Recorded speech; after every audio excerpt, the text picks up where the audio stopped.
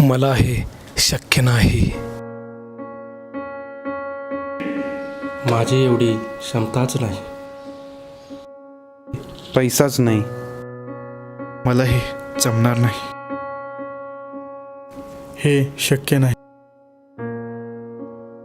आपण नेहमी स्वतःशी 150 ते 300 शब्द प्रति मिनिट किंवा 50,000 ते 70,000 विचार प्रतिदिन याप्रमाणे स्वतःशी संवाद साधत असतो.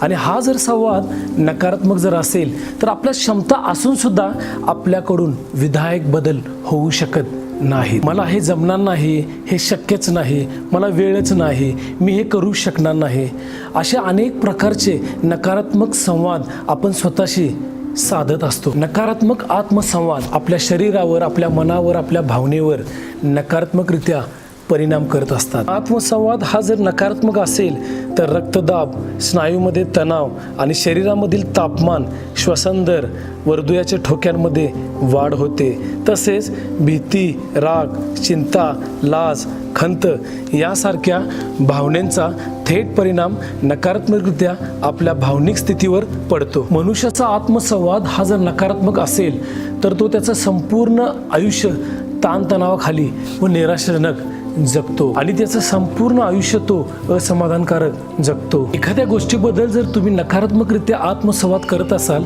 तर तुमचे शरीर सुद्धा नकारात्मक प्रतिसादच देईल. परंतु तुम्ही जर एखाद्या गोष्टीबद्दल सकारात्मकरित्या आत्मसंवाद करत असाल तुमचे शरीर सकारात्मकरित्या प्रतिसाद देईल. ज्यावेळी आपण दुसऱ्यांबद्दल नकारात्मक बोलतो त्यावेळी सर्वप्रथम त्या नकारात्मक ऊर्जेची झळ स्वतःलाही बसणारच. संशोधनातून असे निष्पन्न झाले आहे आपला आत्मसंवाद जर नकारात्मक असेल तर त्याचा विपरीत परिणाम आपल्या आरोग्यावर होतो. हेच विचार जर जागरूकपणे हाताळता आले तर स्वतःचा आत्मसंवाद आपण बदलू शकतो. आत्मसंवाद सकारात्मक असणे हेच फायद्याचे आहे.